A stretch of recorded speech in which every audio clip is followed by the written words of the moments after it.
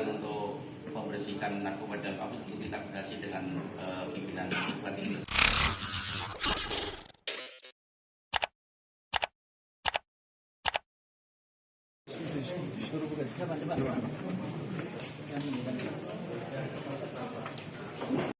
Kalau manusia sudah tiga kali yang kasusnya satu dua sudah lolos dan kita kembangkan di Maluku Utara.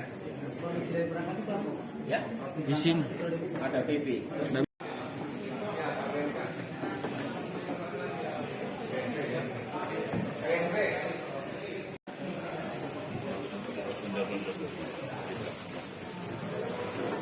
Yang terakhir bisa jawab.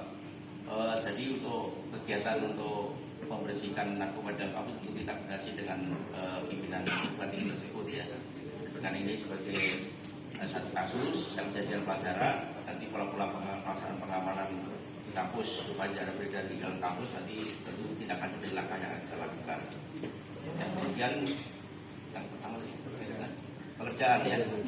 Jadi dari 4 yang kita tangkap ini, 1 yang wira swasta, yang lain merupakan tidak putus sekolah ya.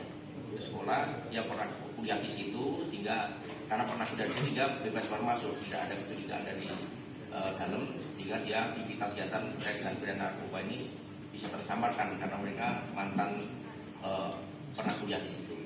Bagi kita dan keluarga serta masyarakat Makassar khususnya. Terima kasih. Wassalamualaikum warahmatullahi wabarakatuh.